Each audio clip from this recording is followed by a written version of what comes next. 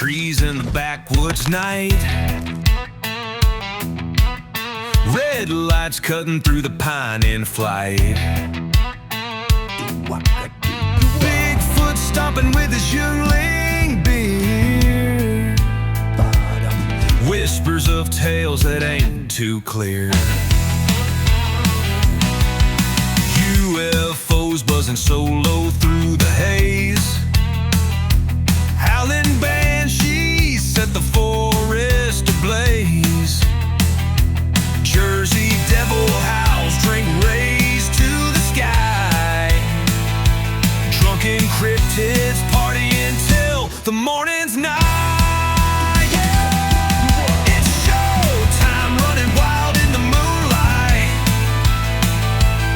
Stars burn down, watch the freaks all take flight. To good times. Raise your glasses to the mysteries divine. It's showtime, let the cryptids realign.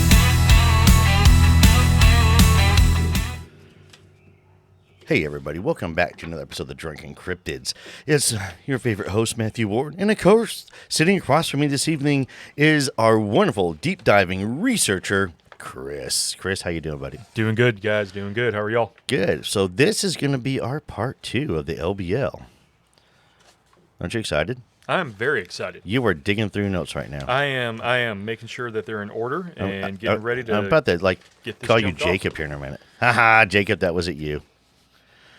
You know we love you, Jacob. So, but no, real quick. So let's talk a little bit. So the LBL. So on April 7th of 1982.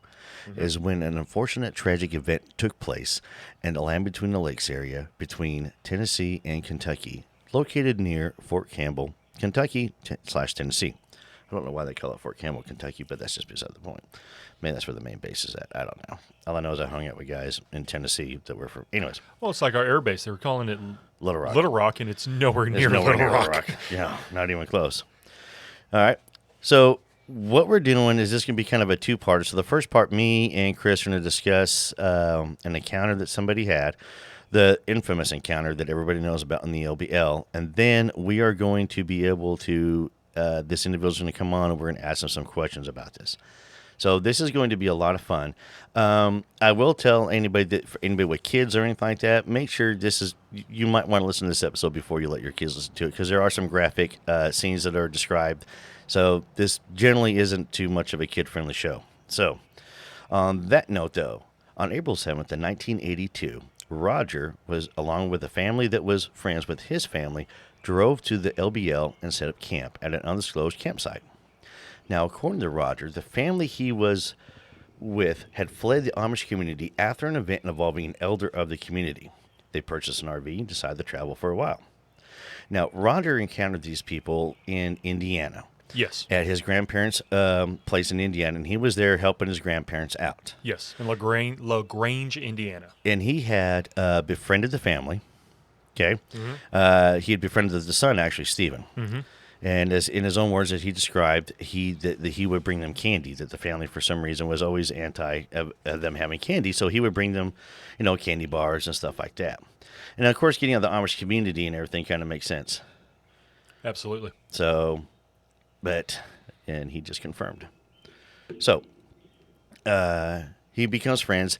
So then they came over and asked him to travel. Yes. To go to the LBL. Right. So, why? So Roger was really good friends with Stephen. So let's get the family names out Sure. of the way. So we've got Levi as the father. Yes. Diane was the mother. Or Lizzie. Or Lizzie, as he would refer to her Right. as. And then we had Connie as the daughter. Yep, also known as Fanny Girl by the dad. Correct. And then, of course, Stephen, who is known as just Stephen. Right. So which is funny, if we're going to talk about Amish names too, though, is that I don't know if Stephen is actually an Amish name or not. Right. But Levi definitely is. Oh, Levi definitely is. And with Diane also be known as Lizzie, Elizabeth. Yeah, but I don't know, are they famous for using, I'm Matthew, but people call me Matt? You know what I mean? Not really You're Chris, sure. Christopher, you know what I mean? Right. No, I'm not really sure. I tried to do a little bit of digging on that, and the internet, it's all over the place as to did they, didn't they. there's conflicting information out there on the internet when it comes to how the Amish approach names and things of that nature. I did find that, the candy and the soda and the snacks could have very much been because of the mom and dad's heavy Amish upbringing and being brought up all the way through the Amish community. That could have explained that. One thing that Roger does talk about in the interview that he does, that a lot of us are familiar with, is that the dad was very authoritative, almost. So that could have also been part of it, is, he didn't want the kids having candy unless they, quote, earned it. So. Well, on that token too, though, that does ring some Amish bells. What I'm curious about too, though, is what did Levi look like? Me too. I would love to know, and that's one thing that and their style of clothing, list. what they had, and everything Right. else. Okay, so we're on the same page on that one. Yep. So, yeah, definitely there. So Roger, though, so they decided to go to the LBL, and they began their typical. So as soon as they arrive on the scene, okay. So let's just do a little background real quick. Okay, so for those of you who don't know the scenario we're talking about, okay, there was a lady by the name of Jan Thompson who worked in a gas station who encountered two deputies in May of 1982. Yes. Not in April, but in May of 1982. One of the deputies was covered in blood. Who goes on to describe a horrific scene of a family that had been mauled and slaughtered and torn to pieces. Yes. And their camper was shredded, claw marks, everything like that. This this deputy goes into a whole bunch of, detail to Jan Thompson about this encounter. Right. I.e. finding the little girl, strung out in trees. Yes. That's pretty graphic enough already right Yes. there. And he was covered allegedly in her blood. Right. That had dripped upon him and stuff like that. So Jan's story is the big one that everybody knows. Yes. That, is urban legend is, honestly. Right. There's no reports. There's no police reports. There's no nothing. There's nothing. And one of the questions since I've heard of this encounter, years ago, that always drove me nuts was, if there was no reports, nothing out there at all about it, how were they notified? Who notified them? This family was slaughtered, Right. and they were in the back of a campground area. Right. Did somebody just walk up on it? And they couldn't have happened that way because the blood's not going to keep dripping that way after. Correct. You're a hunter. I mean, you slaughter deer. How quick does a deer bleed out? Right.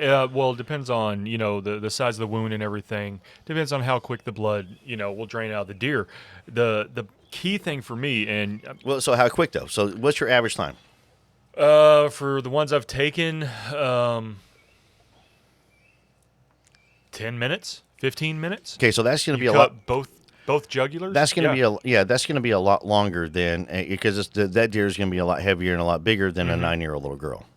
Exactly. Okay, so I've already killed that story. Right. That right off the bat Yep. kills the story. Right. And I hate saying that. So all you Jan Thompson fans out there, and I'm not trying to be mean to you at all, but we're coming at this from a really, really realistic perspective here. Because Land Between the Lakes is out there is very well known in the cryptid community. Yes. It's a very popular topic. A lot of people like to jump in and dig into it. There's podcasts. I think every podcast has one, including us now. We have two. Well, yeah, and in fact, I mean, it is so popular that if you actually Google drunken cryptids, the AI answer is known for their LBL episode. Oh, that's crazy. Yeah. Already? Already. Yep. Man, we just started this thing, I know, too. right? And it's I've got a ton of issues about Jan's story. Well, so here's the thing. So let me touch on Jan's story. And well, okay, so now we'll get back to Jan here in a second. So now we know, everybody knows the story, what's going on. And that was it in a nutshell, you guys. Jan has talked about it numerous times. I think she wrote a book or two maybe about it. Right.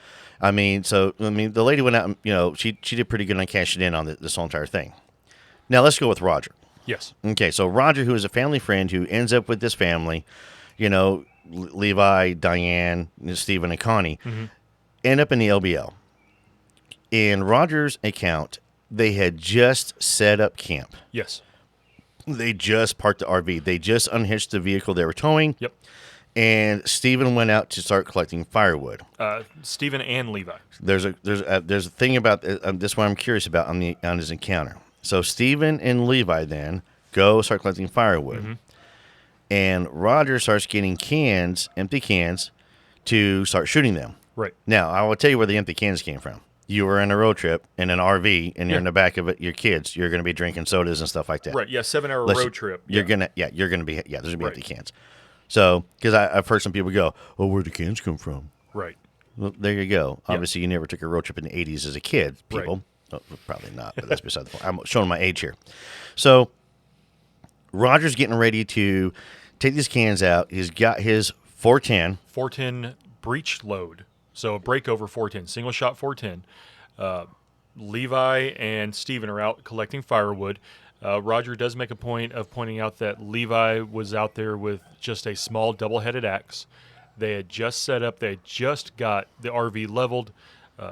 Connie and Diane were getting ready to get dinner ready to go cook, and then Roger hears a commotion outside.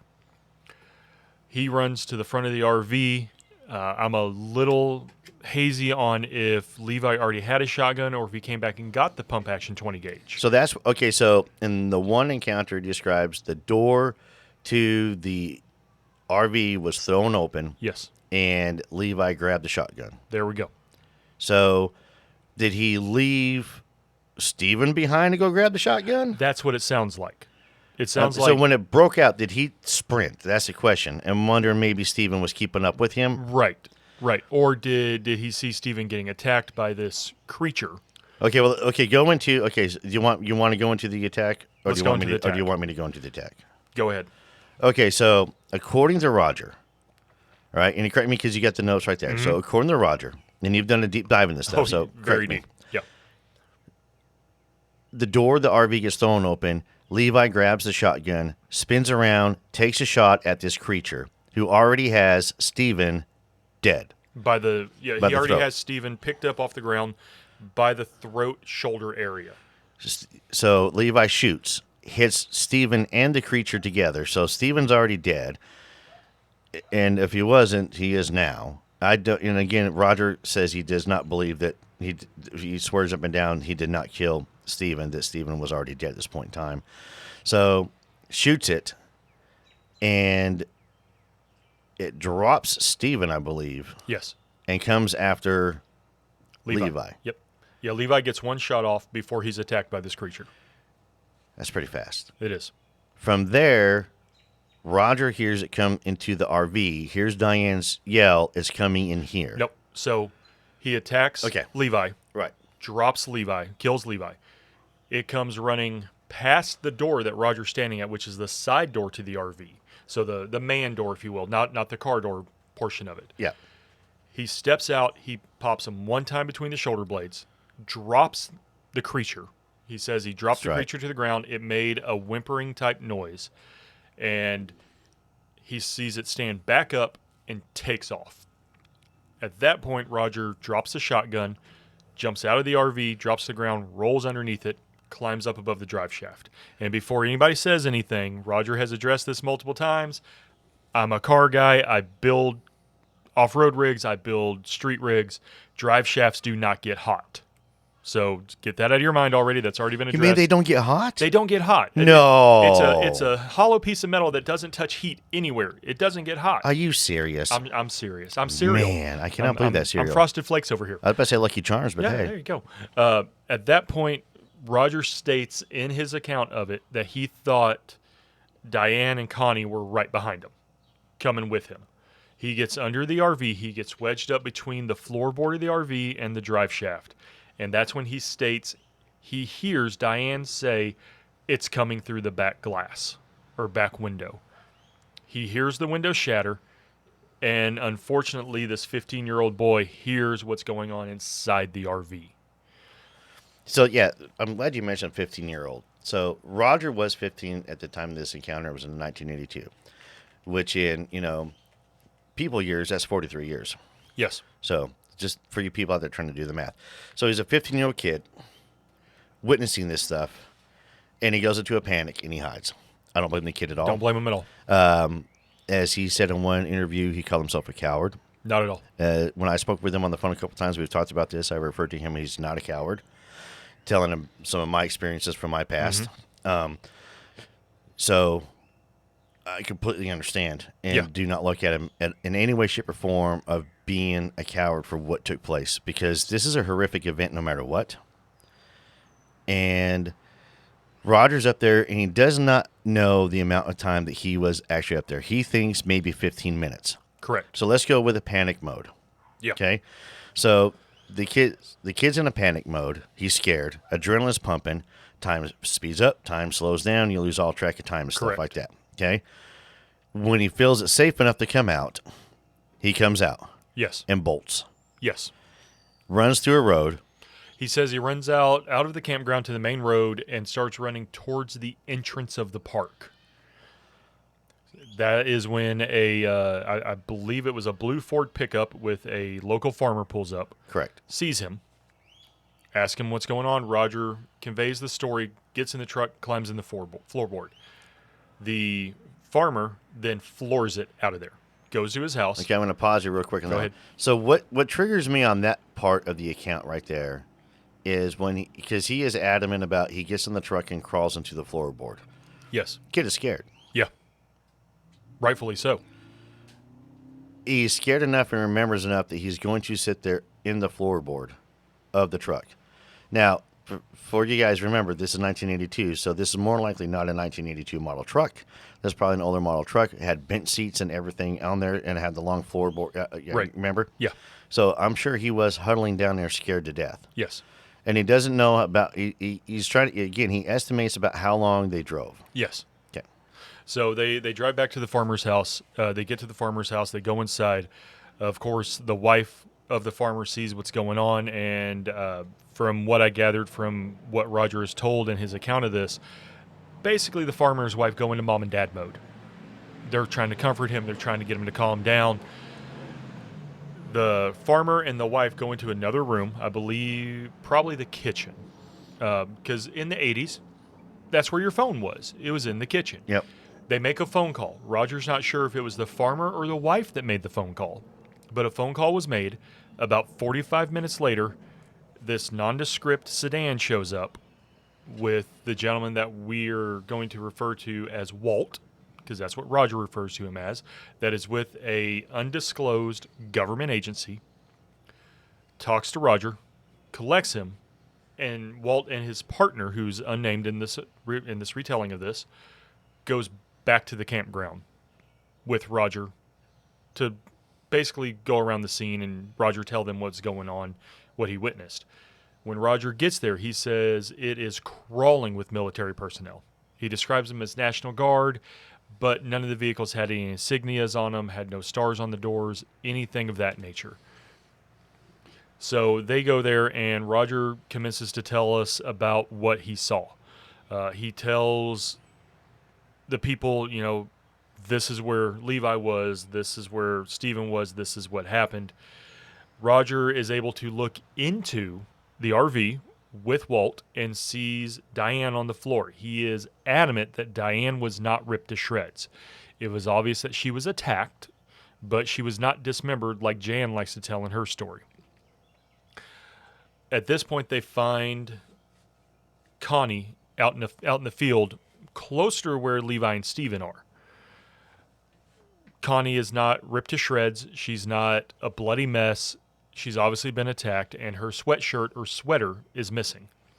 Okay, I'm going to pause you there. Go ahead. Okay, so I'm going to backtrack a little bit here. All right. So, estimated time about 45 minutes is when these people show up. Correct. Okay, so they show up 45 minutes later, Walt and his partner, okay, who obviously are very good at their job to be able to coerce Roger to go back to the scene, and they go into detail instead of interrogating him there. Right. When he arrives on the scene, there's military vehicles there already. There's personnel there already, and he did describe them wearing camouflage. Yes.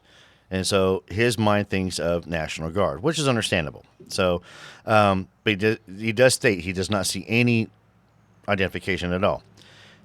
During the Cold War, a lot of our vehicles did not have the stop insignia. Okay. So some did, some did not. Sure. All right.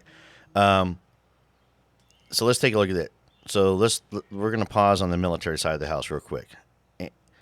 We know through our research that in April 1st of 1982, The 162nd SOAR, I think, was activated. If I'm correct on the numbers, you guys, I don't have the notes in front of me, so I mean, but a Special Operations Unit Air Wing was activated there at Fort Campbell, Kentucky. Yes. On April 1st. So don't think for a minute that they were, they just got there on April 1st. They were already there. They already set on up. I mean, so now April 1st, they're live. Now, a week later, maybe that was what got activated. Because when you do have an air unit, you're going to have multiple support sources. They're going to be training with other units that are going to be dealing with this stuff. And it's not your basic Army private. Your Army private does not go in Special Forces. No. Okay, it's NCO and above. They just don't grab privates and go, hey, guess what? We're going to make you Special Forces. So, I hate to burst in your all's bubbles out there, but there it is. Pop. I know, I can't help it. I got my humor. So, before we go in any further into, because you're missing that, I want to dig into the military side of the house. And this has just come from a little bit of experience. I just have a little bit of it. If there was, with the Special Operations Unit being there, being activated. So like we were talking earlier before. So when the farmer gets a hold of Roger and takes him home. Yeah. Mrs. Farmer is being mom. Right. And I'm sure that Mr. Farmer told Mrs. Farmer kind of, oh, dear God, this poor kid just witnessed something horrific. Right. So she's probably like doing the milk and cookie treatment. You know what I'm talking about, right? Yeah. Let's comfort the kid and get him calmed down. Get him calm down. So I'm sure he was in a state of panic. Sure. And his pride's probably not going to talk about that, which is understandable. Because he's still, again, he calls himself a coward. So he's already beating himself up for what took place. Right. Who does the farmer call? That's the question. Right. So, and we have two theories. And they both lead to the same road. Yes. Which is ironic enough. Yeah. First one that we have the theory on is he's going to call the sheriff. Sure. Okay. So now let's talk about these two creatures that attacked. Roger describes these creatures as being about 6.5 feet tall. Yes. And lanky, Yes. but muscular. Yes. Which kind of clashes with some of the typical Dogman encounters. Right. A lot of our Dogman encounters are a little bit taller, they're bulkier. No, he does say that they have definite muscle. Yes, he says that they're very well muscled. The other thing that he goes on to talk about the Dogman, particularly this one, was that they had human-like hands, but they had, I'm going to call them nails on the hands, but they weren't claws like you normally see. Right. They weren't the Hollywood werewolf claws. He also says that their legs were human legs. They weren't backwards like a dog's legs. So here's the funny part. So they have been classifying like different classifications of Dogman. Yes. There's different species of Dogman. Yes. Some with the backward legs, some with the forward legs. Yes. Like humans and stuff like that. So with it going with the forward leg, this may be one of the smaller ones that exist out there. But let's talk about the reason for the attack and which could coincide in with the government coming in. Yes. So if these two creatures had rabies, right, any other kind of, I hate saying mad cow disease. I mean, any kind of strange disease that you can get out there in the wild that Yes. Runs rampant because, Right. animals do suffer from these things. Right. They're not 100% immune. They just found out sharks are not immune to Alzheimer's, by the way. They thought they were, but they're not. Yeah. It's cancer. I'm sorry. Sharks couldn't get cancer? Yeah, they can get cancer. Okay. So, obviously, everything can get cancer. Mm-hmm. So, the thing about it is that if these two creatures were diseased, or if one diseased the other one, and with their pack mentality, right, because any canine is going to have a pack mentality. Yes. And I always believe, too, if there's one canine creature out there, there's going to be another one nearby. Yes. Same thing how I feel about Sasquatch. Absolutely. I mean, you may have a scout. You know what I mean? Sure. But I think some of the major encounters that we get are like, whoa, whoa, whoa, you're getting too close to us. Time for you to bounce. Right. So these two animals who are sick and diseased, and I'm going to go with that. I really am. And not being able to just kind of like, hey, knowing that we shouldn't, people just kind of bolt away. Instead, they go after them. Mm-hmm. Animals with rabies who normally would not come anywhere near people do. Right. Hence how people get rabies. Yes. I mean, I'm just saying. Yes. It ain't just your dog or cat that gets it. I mean, it could be, a wild raccoon out there looks and goes, hey, you're upsetting me because you're in my neighborhood. Boom. Right. You're getting bit. Exactly. So I mean, there's like armadillos carry leprosy. Yes. So who knows what could have afflicted these two creatures to cause them to do the attack. Now, if we're going to play with the government conspiracy card, which there's a ton of it out there, if they knew about these things and they found out maybe they escaped, maybe they were under treatment, maybe one of those things, and they got away, they put a bolo out to like the sheriffs, the land management, stuff like that. Hey, blah, blah, blah, blah, blah. Let us know, reach out and contact. Right. In the early 80s, there was a strong patriotic commitment to the country. Mm-hmm. I don't remember when G.I. Joe came out, but I do want to say it was pretty close at this time. Rambo movies, Chuck Norris movies, all these movies that were coming out were very, very, very pro-patriotic, pro-veteran. It was kind of our little way of making up to how we treated the Vietnam veterans when they came home, which was horrible, by the way. So if you are a Vietnam veteran and you are listening to the show, I just want to tell you this. Welcome home. So thank you. On that token, that's where America was going. Under the leadership of President Reagan at the time, we were very pro-American, buy American, do everything American, here we go, blah, blah, blah, blah, blah. So if this sheriff, who is more likely a veteran, who was very proud, all right, you know what I mean? This is what we got to do. So I think that's what happened. The sheriff was notified, who notified somebody else. And within 45 minutes, yes, you can, with that close proximity of where they're at, you can have people there. Absolutely. Okay. And now, again, a 15-year-old kid, remember, 15 people is a lot of people. It is. Yeah. 10 people is a lot of people. Right. Especially with his fight or flight going. Right. What he just witnessed. Now he's got this unknown government agent and his partner with him. Who's trying to relax him, it sounds like. Back to where they're going. Back to where this happened. He's going to be freaking out a little bit still. Yeah, I'm kind of curious about how they were able to cohere something to come back there. That'd be one of the questions I ask him. Yeah. So how are they able to get him to come back? Right. Okay, so Roger gets back to the scene. Military's there. He realizes that Connie's sweater was missing, which is a funny detail. But again, the reason why it was missing is because it was located where? With the creature in the tree. So a creature ends up dying and passes away in the tree. One creature. Now, Roger also states he only did see one creature. Right. Yep. So, unless that one creature that he shot was able to sprint away and then sprint back quick, which is a possibility. It is a possibility, yes. But he swears up and down that as he was dealing with the one, he heard the other one. Yes. So that is, but again, too, though, 15-year-old trying to process the memory and everything else like that. So I'm not trying to shoot a hole in the story there. What I am trying to do is, bring in a different perspective of light. Maybe what he saw, the one creature running, and then it came back. Right. And by this point in time, he was already under the RV. Yes. And it came through and it said, F everything, I'm going to go through the window. Hey, what's up? Ta-da! Yeah. And so I was, so the creature was found dead in the tree, holding onto her sweater. Yes. I wonder why I was holding onto her sweater. I've been thinking about that. Okay, true story. I lived in Louisville, Texas, just outside of Dallas, for about a year. And I had to work on a Saturday morning. And it was early afternoon. I got home from work. I lived in this apartment in Louisville. And as soon as I parked my car, this hawk takes this pigeon down in front of me, right to the ground. I mean, boom! I mean, it was the feathers right there on the ground. I mean, it was like, the Animal Planet right in front of me. I'm like, holy bleep. I mean... And, of course, what am I doing? Just sitting in the car, staring out the windshield like, oh, I just saw this. Absolutely. That hawk turned and looked at me. I swear to God, we made eye contact. Like, what you going to do about it? It's my kill. And I even said, too, that's your kill, dude. Good kill. Good kill. Yeah.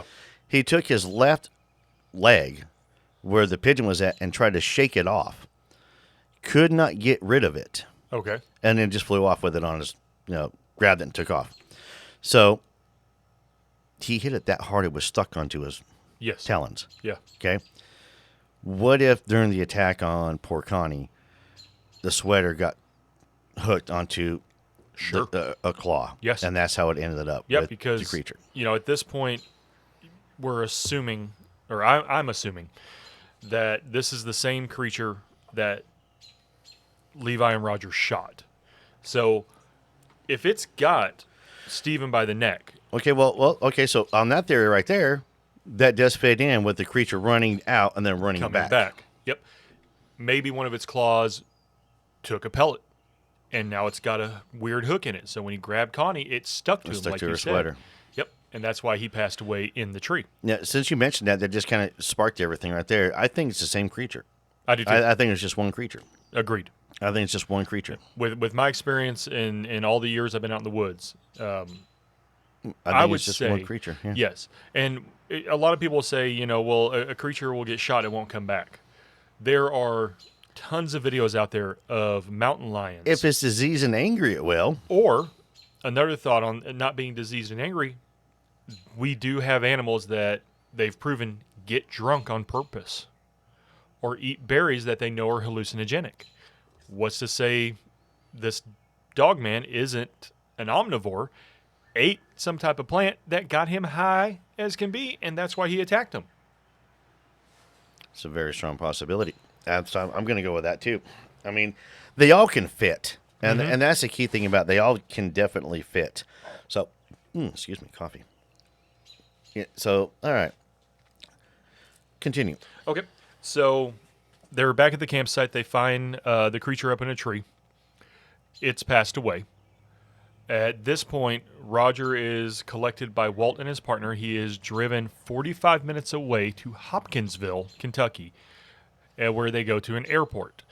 For the next several days, Roger stays with Walt and his partner in this square concrete brick building that Roger describes as. He says there were some cots in there, there was a stove, there was a bathroom. That was it. In that time, they got a hold of Roger's parents. Roger's parents sent Roger's uncle to collect him. So they get on the plane. They fly home. I think they made one stop in Illinois, Roger talks about. Didn't pay that much attention to it, not worried about where their layover was and things of that nature. They get back, and in Roger's first telling of this, that was the last time he heard from Walt. Roger has now stated on his own page that he spoke to Walt through his high school graduation. So another 3 years, 4 years, depending on where Roger was academic-wise. He has also stated that his mother, Roger's mother, continued to talk to Walt until Walt's death. Yeah. That was the exact look I had on my face when I heard that. Okay. All right.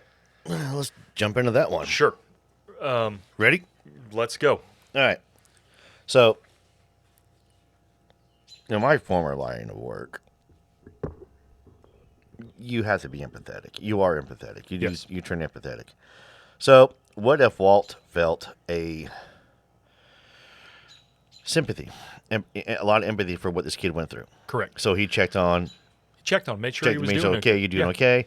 And maybe there was an NDA that was possibly signed or taken care of by the family, not by Roger, because Roger states very well that he wasn't forced to sign anything and not to disclose it.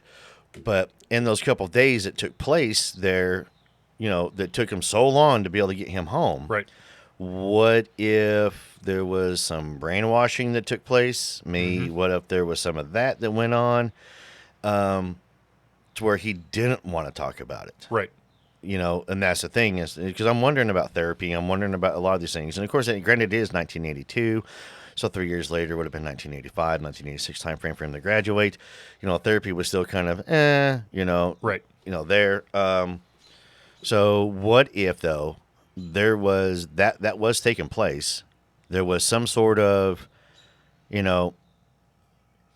brainwashing per se, or again, over and over and over again. No, this is not what you saw. This is what happened. It was a horrible accident. It was tragic. It was bad. It was not a good thing. And everything was, the way it went down was not exactly how you remember it. This is how it is. And maybe the reason why he didn't bring up the Walt thing before was because, again, as you get older, some memories come back and some do not. Absolutely.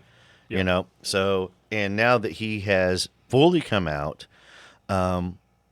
and is gracious enough to come on the show here soon, to be able to come out and say, yes, okay, this is what's going on. And the more he does talk about this, the more he does his own research into this, the more he's going to remember. Right.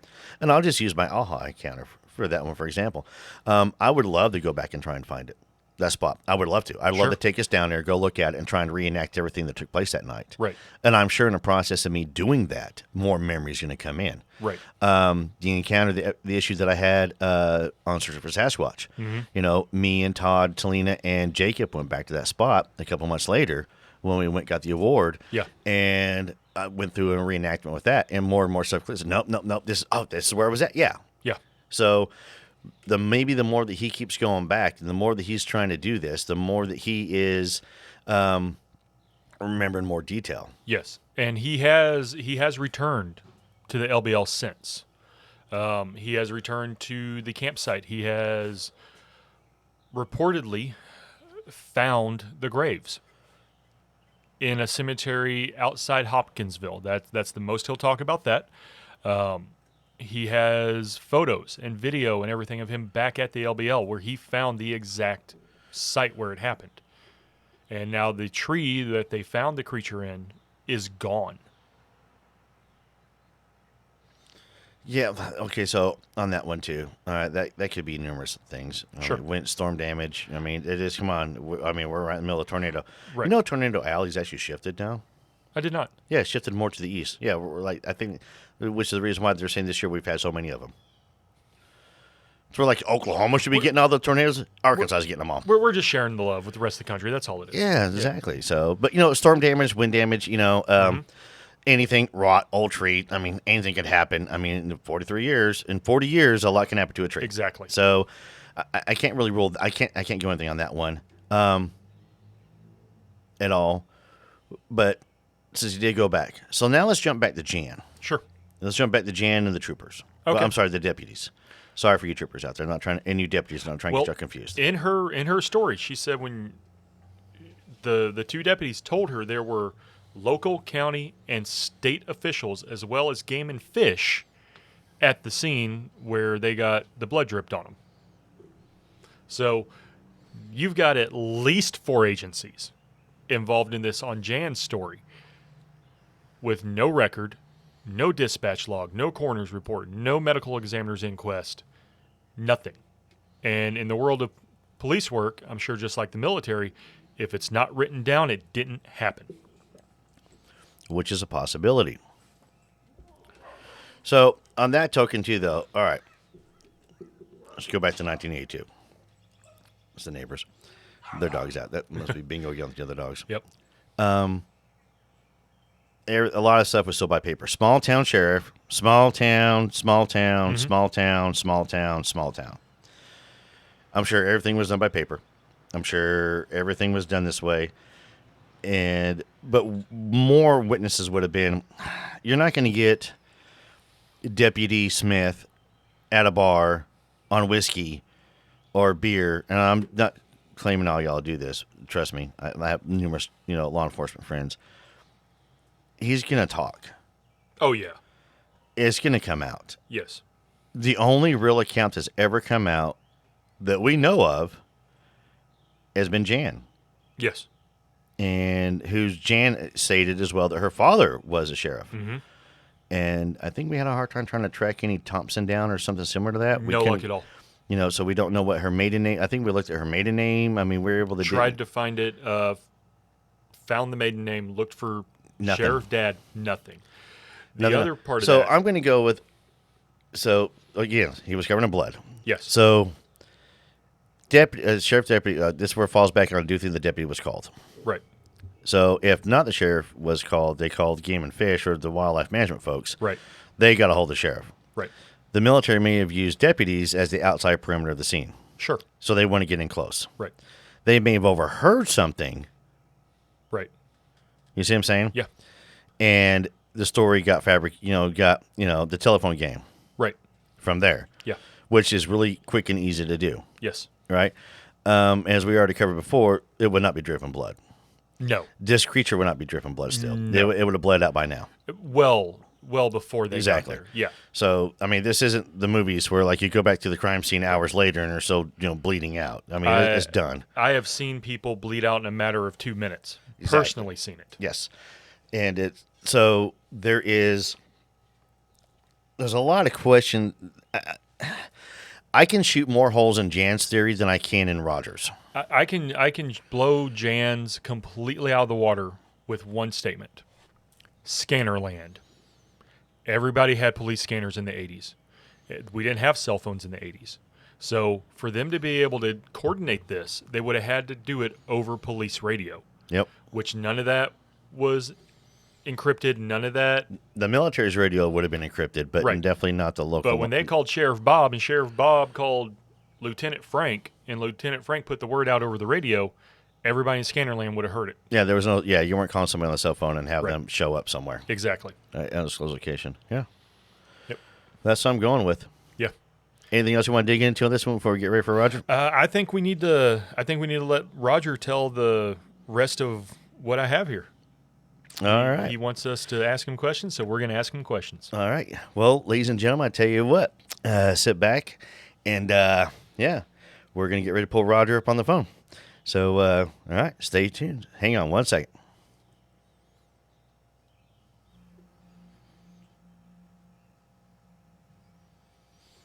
Hey, Roger. Brother, thank you for coming on the show tonight. I really appreciate it. I know you're busy, and so taking the time out to come on means the world to me. So you doing all right? You having a good time? I'm rolling, sir. Yes, and thank you for having me on. Well, the honor is definitely all mine. And so you're taking a break. You're not in the tractor right now, are you? No, I'm actually in the cab of my truck. I'm sitting here, and I'll probably turn the air off and on a little bit, so you might hear some background noise. That's all right. That's what we got Tommy for. Right, Tommy? Look, see, Tommy's shaking his head. Yes, somewhere in Podcast Future Land. Tommy's my producer, so he's a great guy, and he's done a lot for the show in the background and for us, and it's been a true blessing to have Tommy as the producer. My first producer, unfortunately, passed away a little over a year ago due to a sudden stroke. And so the show went through a couple month hiatus, with my accident as well, and last May. So then Tommy came in at Memorial Day weekend last year and goes, "Hey, I used to do this stuff for radios. You want me to help you?" And I said, "I can't pay you." And he goes, "I didn't ask to be paid. I just love this stuff." And ta-da! Now we have Tommy. That's awesome. So it's been a true blessing, definitely. Well, let's get into this real quick because I know you're busy. And again, thank you for taking the time out of, I know this is a busy time for you guys at this time of year. So let's dig into the infamous LBL that everybody knows Encounter. And I'm going to let you take it from there. How's that sound? All right. What do you want to know? Well, you said you had an idea what you wanted to start off with, so I'm going to let you take it, and I'm going to be right here with you. Well, I guess the one thing that I want to point out first is, and if you don't mind me going there first, is with the Jan Thompson story. Is that all right? That's just fine. Okay. The big thing with the Jan Thompson, first of all, I'm not bad mouthing her. I didn't know her personally or anything like that, so I'm not judging her.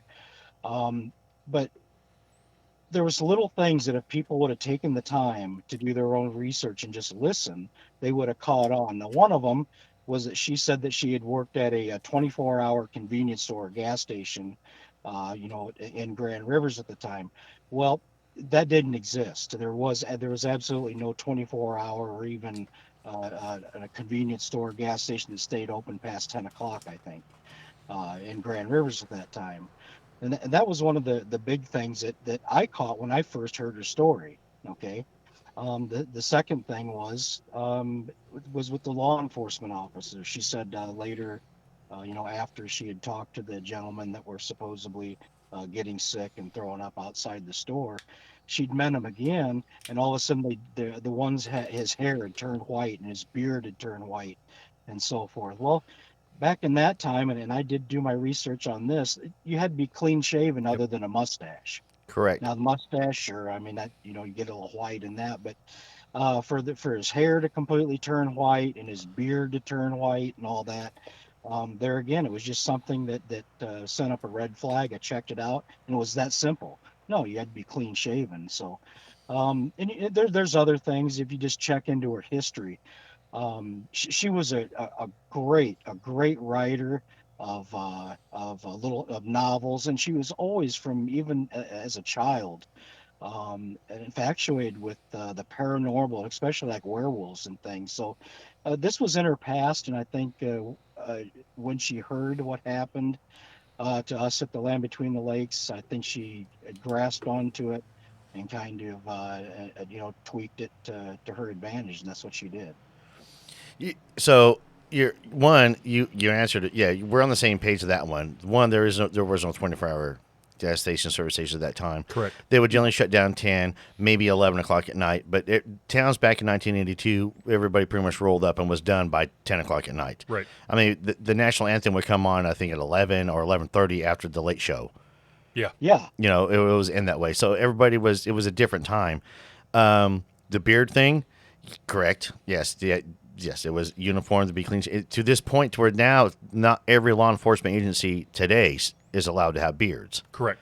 So I know that here locally where we live at, they just passed that one for them to do it last year, or within the last 2 years, I believe. Right. And in the central Arkansas area, Little Rock allows it, but it's got to be very well kept. North Little Rock allows it. Same thing. It's got to be very well kept. As far as I know, Sherwood and Jacksonville don't allow it. I think Jacksonville does. Okay. Because the route takes me to Jacksonville. So I think I've seen a couple of guys with beards. Okay. I have to double check. Yeah. I'll be out there again Friday, so I'll look again. But right. But these guys would have been county too, and county is typically way more strict than city cops. At least in my experience. They were state Stadies. police. Okay. okay. Oh, they're stadies. They're definitely clean shaven. It's you military can't. regs. Yeah, you can't you can't have exposed tattoos in Arkansas to be state police. Yeah, because at that time, Grand Rivers didn't have their own police force, so they had. It wasn't, there was county, but the state police was the one that did the majority of the patrolling and the calls. Especially around the LBL. Definitely. So, because the other thing is too that I had questions on her encounter was that, which has never been explained, but until you came forward, and that's who contacted the law enforcement agencies. There was no witness. There's never been anybody stating at all, I came across this scene, I contacted the cops, this is what's going on. Right. Not one person ever has come forward to say that, and that's to me, that was the biggest hole I could possibly shoot, because I'd ask this question all the time whenever the LBO would be brought up, and Chris, and that's why Chris is across from me shaking his head yes. They'd be like, who called the cops? Because my theory on this whole entire encounter was it was an urban legend. It was somebody told somebody, told somebody, told somebody. And then on top of that, too, though, the fact of the matter that the officer allegedly showed up covered in blood. Well, first off, with it being, with the story being, the little girl Connie, that's physically impossible, because the fact of the matter, you're going to bleed out within a matter of, pretty quick. It's not going to still be dripping out of the trees. It's going to be gone by the time that anybody could get there to, secure the scene, to do this and do that. To where it's a Hollywood theory to where the body is going to do that. It's shown for dramatic effects in every movie.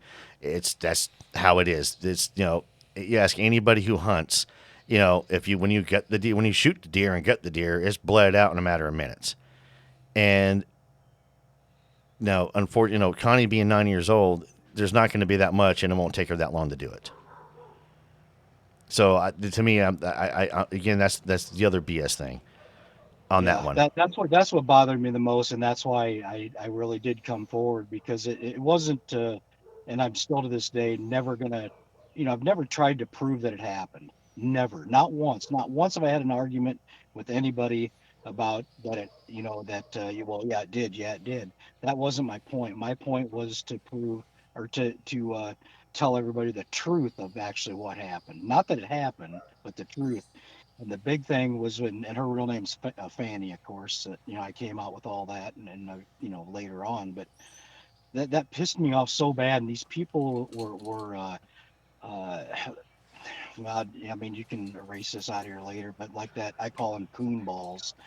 That coonbo. These people were taking guided tours and getting paid for it, which is illegal within the LBL anyway, and then telling the most gross, gruesome, horrific lies about Fanny. How she was up in the tree and bleeding out, and I guess it was a state trooper was dripping down on his hat. That's that still makes me fighting mad just to think. No, and you have every That's right to why be I'm upset. Yeah, and that's why I'm doing it yet today. I mean, I just till the day I die, the lies have to stop.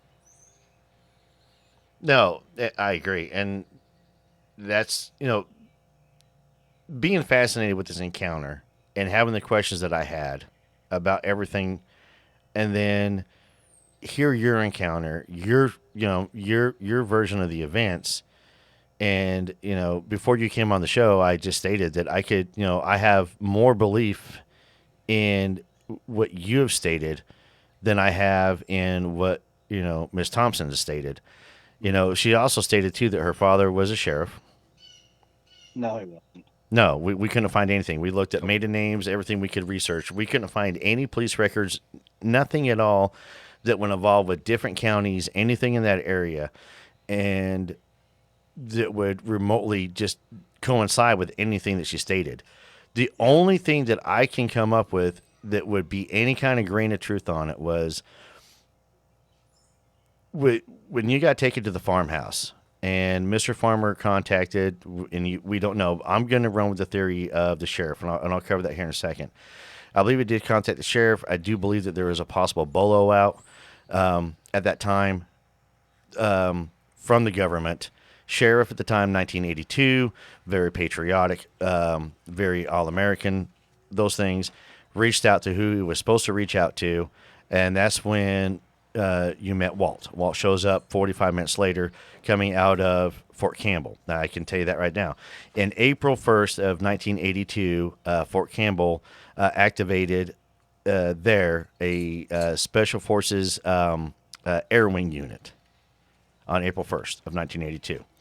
So there was a Special Forces unit already established at Campbell, which in every Special Forces unit, they do rotate out. You have to be on the ready at all times. Somebody has to be on the ready at all times. And we'll go into, as I just kind of talking about, but with them being activated, they can be there within a matter of 45 minutes to an hour and a half, very easily. The vehicles that you said that were there that did not have any markings on them, during the Cold War, we did take a lot of our unit insignias, the U.S. Star and everything, off of the vehicles at that time. They were mainly camouflage colored because we were expecting a fight to be taking place over in Europe again against Russia. So the camouflage pattern is what a lot of vehicles were using. And, of course, the Star wasn't there. That's when vehicle identification became more of a prevalent thing due to the technology that we were using, starting with thermals, night vision, sights, and everything on the equipment. So the Star is not going to be relevant because they're not going to see it at night. And it's also when the Army the military started transitioning to a night assault. Yeah. And we would own the night. That was what we were geared to do. When I joined in 93, that was our motto. We own the night. No other army is going to own the night the way we do, and we can attack you when you can't see us, and we can see you. That's what we're going to do. Right. So all that was taking place during the 80s that started falling under Reagan at that time. So my theory that I've been running with on the trooper, and I kept thinking I kept mentioning a deputy earlier, didn't I? Yeah, I did. I kept calling the deputies. It's a trooper. Right. So with the troopers, though, is if the military was going to come in, they probably created an outside perimeter, which is further away from the encounter.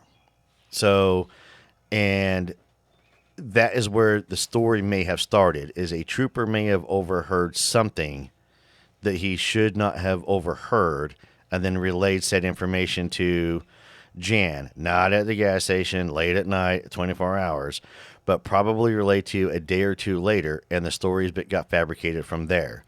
Prime example, somebody came up to her and said, "Hey, Jan, I heard that this state trooper showed up. He was covered in blood from this and this and this." By now the story's gotten there, and she just kind of ran with it. Right. So, Yeah, could be. so possibly the state police had an outside perimeter established, allowed on the inner perimeter is where the military guys were at. And to where that's why... Yeah, it would have had to have been afterwards because, like I said, I didn't see a single, a state police, any kind of law enforcement whatsoever. There was no presence. There was no presence of any rangers within the park that were there. And I know when we left and we ended up going to Hopkinville that there was nothing that way either. But there again, I guess being at that age, I just kind of in a you know shock and awe, so to speak, I guess. But I didn't see anything. There was no roadblocks, nothing. There was just these vehicles with no markings whatsoever on them. Yeah, that could definitely easily lead to an SF unit at that time too, Absolutely. though. Because what got me was when I started researching units and everything there, Special Forces unit located at Campbell was when it popped up April 1st, 1982. And I want to say it was a 162nd SOAR. It was the ones that were activated. I could be wrong because I don't have those notes in front of me. Anybody can Google it and look it up, though. It's not that hard to So do. like 6 days before then. Yep. But they would have already been there before that. So, Yeah, sure. yeah, when a unit establishes everything and they get put in place, they're already there. So on April 1, they were already there. They were already operational, and they were already operating. They weren't moving in. They had already moved in. So, and that's where a lot of people get a lot of misconception on, a lot of the military stuff. But, Right. so one of the questions I do have is, I know that Levi talked to you a lot about, well, not a lot, but gave you some information about, their Amish background. Mhm. And, obviously they were shunned. Yeah. And that came from Levi, correct? Well, yeah, and do you know why, or do you want me to go into that? Or Go ahead, go into that. I didn't cover any of that earlier. yeah, yeah. Well, what had happened was Diane, and her real name's Lavina. Um, she had witnessed something. I guess this goes on quite a bit, unfortunately, in these communities like that, the Amish community. But she had witnessed something. One of the elders, I guess you call them, um, with a child. We'll say that. And she had threatened to come out, and she'd had enough because it happens quite a bit. And she had threatened to come out, and that's what got this the ball rolling, so to speak. And they gave him a choice. I think it was to either sell off everything they own within the community and walk away, or whatever the other consequences might be.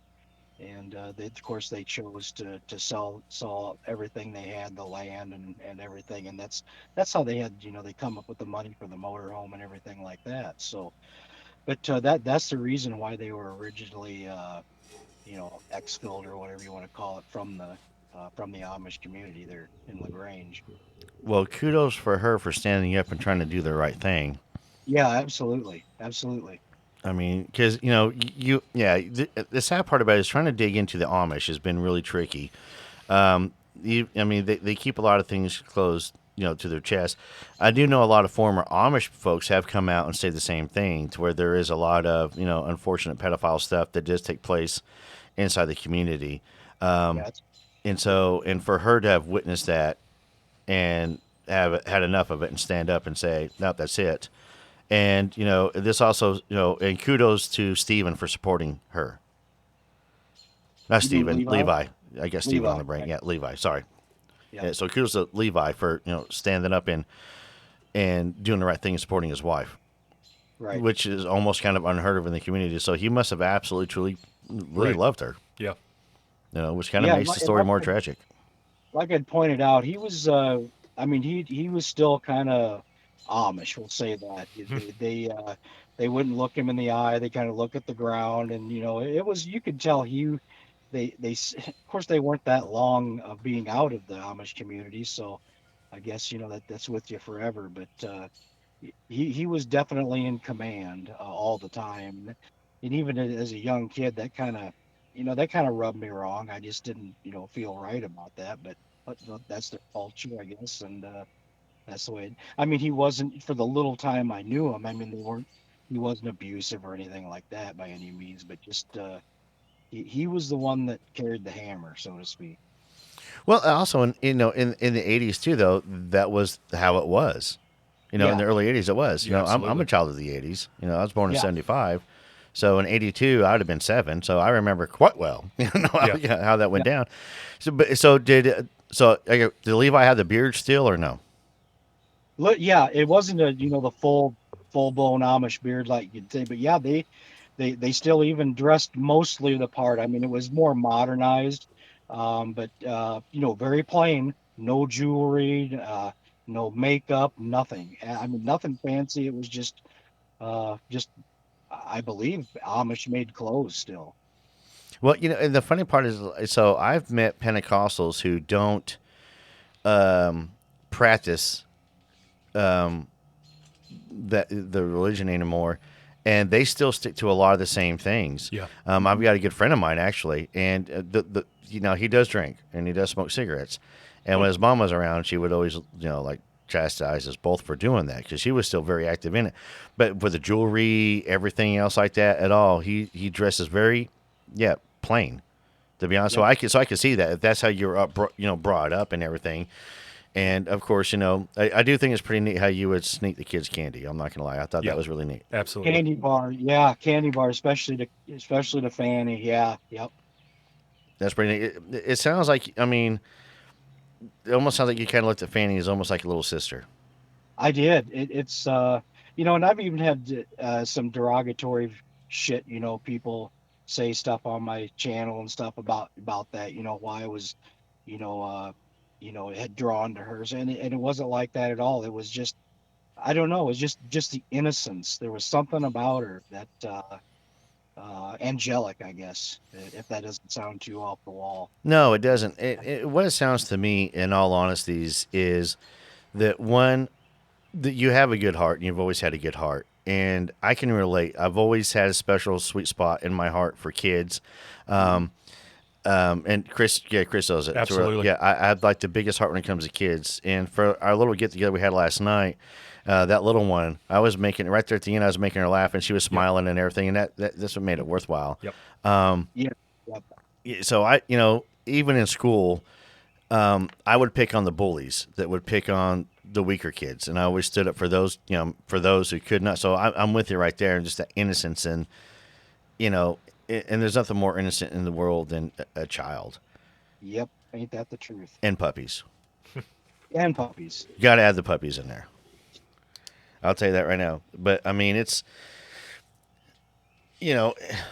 one of the things I did want to cover real quick is that you talk about it a lot, and you've mentioned it a few times, is that being a coward on how you rolled under the RV and everything. And let me just clarify for the record, there's nothing in your encounter that says anything to me about you being a coward. I want to set that out there publicly, and there nothing at all. You were a 15-year-old kid. And any kid who's listening right now who thinks that they know everything at 15 or 11 or anything like that at all, I promise you don't. When you go through a traumatic event, and I don't care what age it is, you are going to freeze up and you will hit a fight or flight, and that adrenaline gets pumping. I mean, you were stepping out of the RV to get ready to do some target practicing. And your mindset at that point in time is you've got a rifle in your hand, you've got targets, and you're in a John Wayne mode. I've been a 15-year-old kid doing the same thing.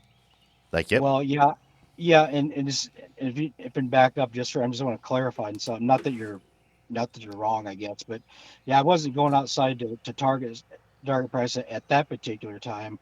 I had the door and everything open because of what I heard, what was going on outside. That's what initiated me, with opening the door and seeing what was going on. And I had the 410 in my hand. But you're right. Before that, yeah, I was going to go target practice with some cans and things like that. But the whole reason of me being at the door and opening the door was because of what I heard.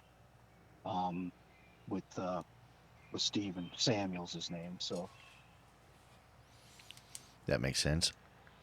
Okay, so Levi. Okay, so when Samuel and Levi were getting the firewood, Levi did not have the shotgun with him at that time, correct? no, nope. No, they were clear down behind the almost to the ravine. Okay. And then, so when the assault happened, they both sprinted. Levi got to the RV first. Yeah, because I could hear something. Like I said, I heard something from the back. Of course, it was muffled. I didn't know what it was. And that particular motorhome has a door, obviously a driver's side door, and just heard the door open up. And then that's where he kept that little 20 gauge pump, and he went around front, and then that's what alerted me. I was like, what's going on? And that's when everything started to happen. And Okay. from there, it was just like it's weird. It was like it was slow motion but split second. Yeah, I've been there. I understand that Firefly. one. So the next one I have on that one. So, all right. So we've already covered the fact that what happened to Samuel and Levi. When it ran past, you took a shot. Correct? Right when it ran past the door, that's when I shot it. Right in Okay. the shoulder, middle back. Goes down, and that's when you go under the RV. Yeah, pretty much. Right after that happened, the same time that happened, basically, is when Lavina was yelling and screaming that it's coming through the back. It's coming through the back, and that's when it still runs through my head to this day.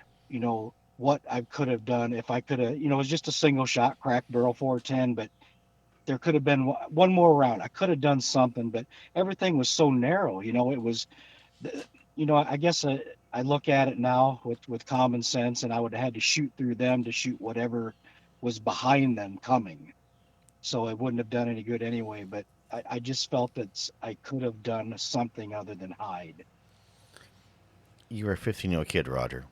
Yeah, I know, man, and I guess I could roll with that and accept it because everybody's going to say that. But there's always everybody has a choice. Everybody, I mean, you can always do something, and I chose not to. But Well, you did. You shot it as it ran past, Roger. What's that? You did do something as the creature ran past the door. You put one into its back between its shoulder blades and dropped it. Well, yeah, I did that one, yes, but the one that got inside, I didn't. You didn't know it was there. Well, I knew it was there. I knew it was in, but then that's why I left. That's why I went underneath. Excuse me. Well, here's the thing, too, though. If that would have happened, then, the Lord works in very mysterious ways, and he guides us in certain directions sometimes that we may question it. And I do it a lot with, with my past. And it was, if you had, froze, stood ground, tried to, do something, then you would have been attacked as well.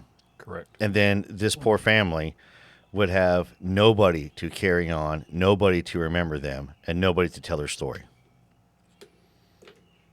Yeah, that's true. And like I said, I felt like that for a long time until I went to I went to visit them, and I'm glad I did, because it was just like it was weird. It was just like I went through this strange black hole, and it's just everything was off of me. It was like I could hear them forgiving me, and that meant a lot. Even though if it was just mental, if I just thought that that's what happened, it took a lot off my shoulders, and so I'm glad I did. I had the experience. No, that makes me smile that you had that experience. Yeah. And that you were able to get closure for yourself. And I hope that did relieve some of your internal demons that you had that you were carrying with you due to this. Yeah, it did. It did help. It helped a lot. All right, so let's dig into real quick. We're gonna stay right where we're at with that. So with the Sure. second creature and stuff, because what I've been trying to figure out, and we were just talking about before we brought you on, is you said so the one shot went down, took off, and then simultaneously the other one was coming in through the window. Yeah, pretty much. Okay, so is there any way that, I gotta play devil's advocate just for a second. Is there any way that the one you shot, it took off, and as you were rolling and you were hearing them saying it, is there any way it could have turned around and came back and went through into the window? Yeah, that's a good theory, and a lot of people that have asked me that. I just don't think so, because I seen it. I seen it go down into the ravine.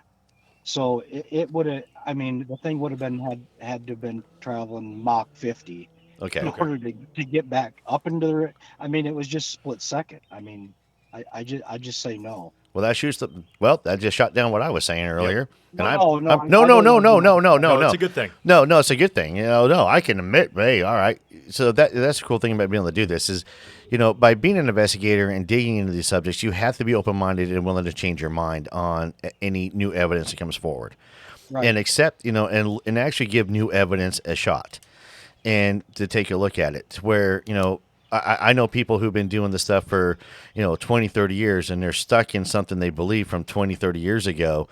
And if they have a new theory, nobody else can. It's very different. It's where, I like to pride myself with the fact of the matter I can get, and Chris will back me on this one. I can look at something and say, well, I was wrong on that one. Okay, let's cross this. Let's look at this bridge. And yeah, you have to be able to do that. yeah, I change my mind on what Bigfoot is every day. Every day, I'm with my team. I'm in a group chat, and I will even comment that. Well, what about this, you guys? Yep. So, all right. So with the second one coming in, does the damage. Now you heard it leave, correct? While you're under the RV, do you remember it leaving? Yeah. I stayed until there was just nothingness, till I heard nothing. Okay. And that's when I thought, well, it's either literally I'm gonna go or die or whatever. But either way, I had to go. It was in my mind. I had to go.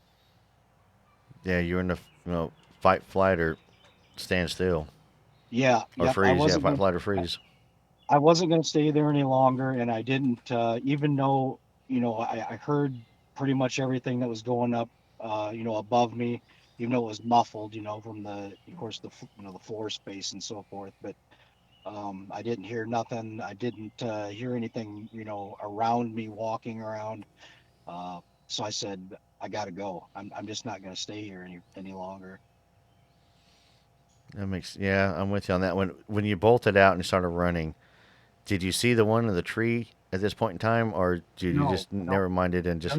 No, and I tell you what, and I don't know if you've ever had this, or of course, I'm obviously not comparing myself to a veteran, but when I was running, I saw nothing. It was just Tunnel vision. exactly Yeah. tunnel vision. Yeah. And I don't even, to be honest, I don't even remember from when I left the motorhome, underneath the motorhome, to the road. It was just like something literally took me from point A to point B, and I was there. Your mind Which was it what was going on was your mind was trying to process the scene and everything what it was, and being the young mind that you had at that time, your brain was actually in processing. Your body was in the flight mode, which is speeding away, and your brain was coherent enough to make sure you didn't run into a tree or trip over anything. Yeah, well, that could have happened because it's pretty dense out there, and even at that time it was. But yeah, I just I don't remember that run. I really don't. Was it nighttime when you took off? Do you remember? It was dark, and try to tell people, they've tried to catch me. Oh, it was light, it was dark. Which was it? I told people in the very beginning. I mean, things could have been off probably by an hour or maybe 15, 20 minutes. I don't know.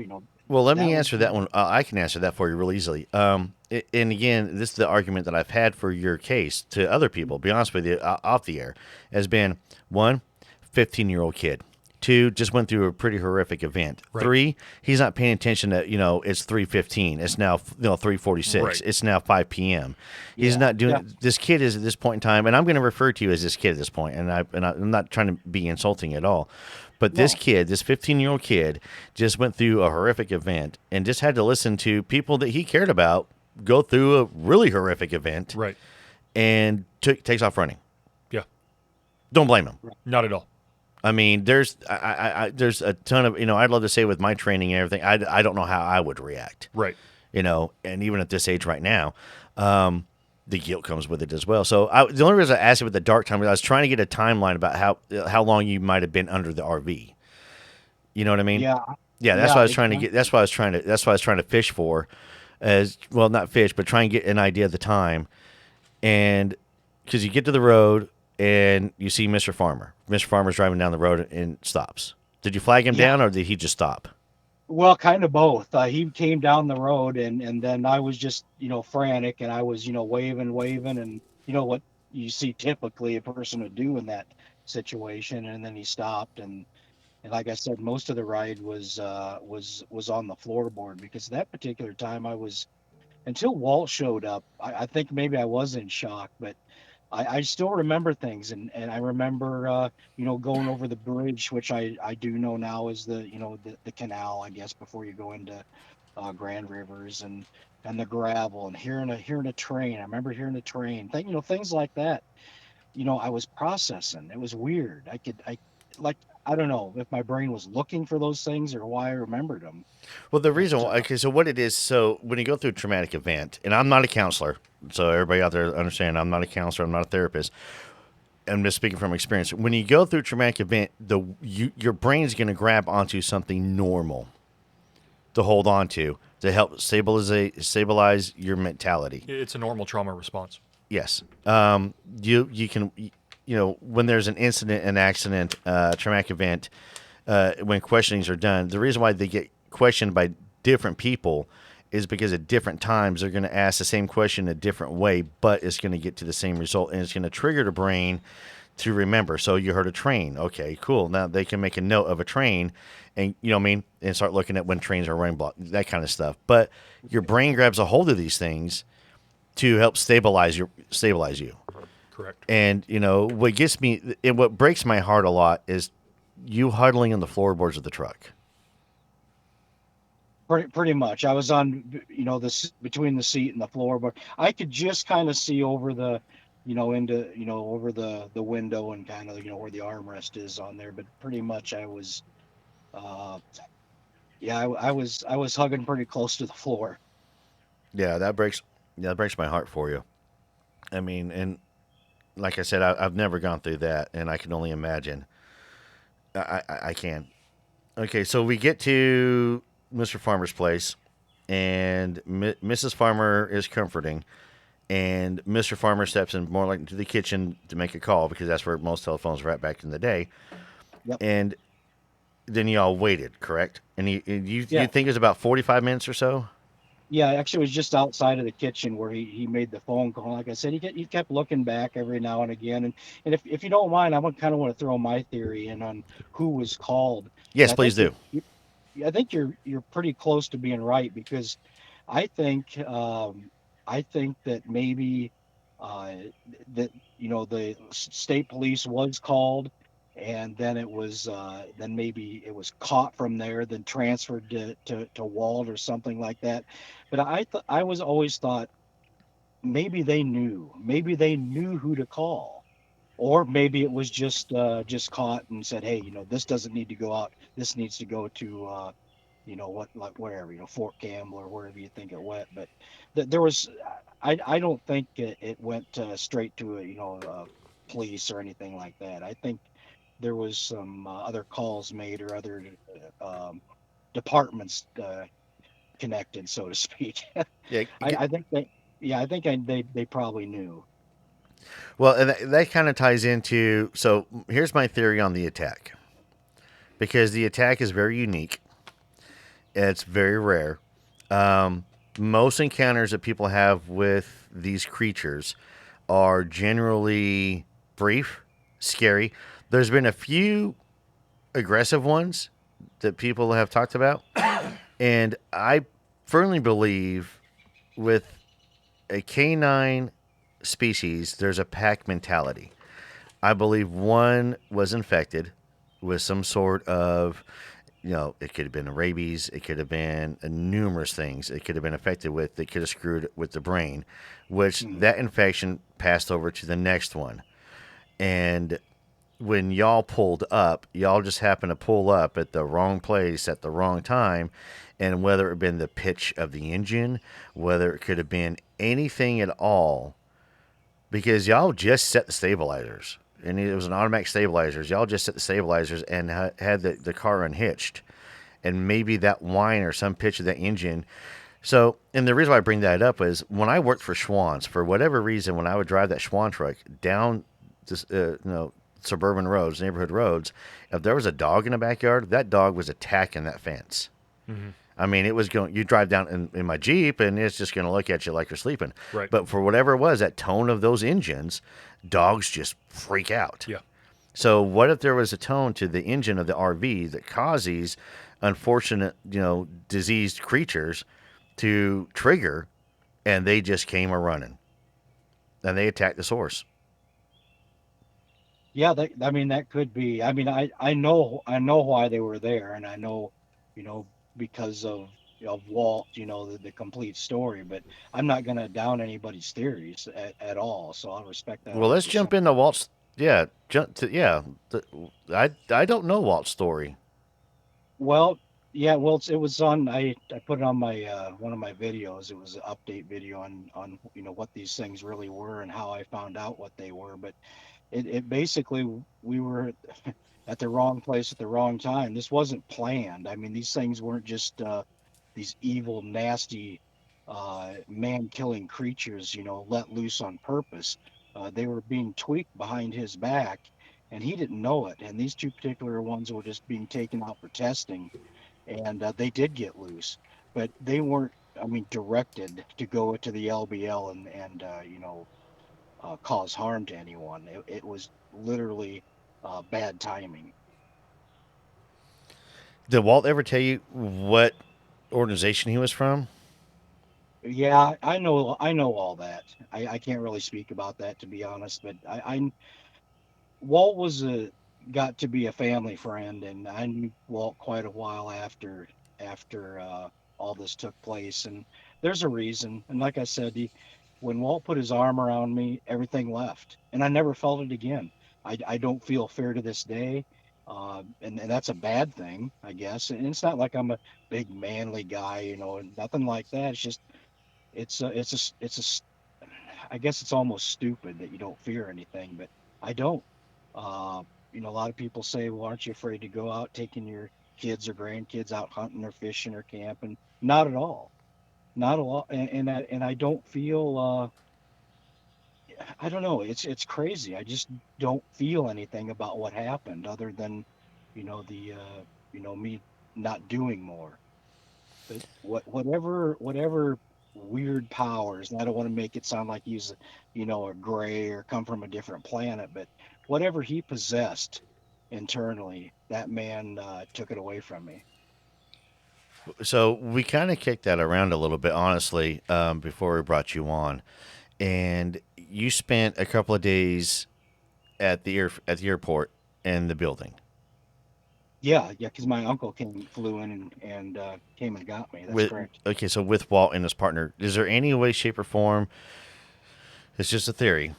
Because, I mean, to be honest with you, you just kind of hit everything I just kind of talked about before I brought you on. Yeah. Is there any way that while you were there, that there was maybe a little bit of brainwashing that was taking place for this to happen? So when Walt did put his arms around you and stuff and comfort you, it was a comforting thing and that's why you aren't afraid. Is there was a little bit of that was going on, whether at least your food was something that make you a little bit more easier to.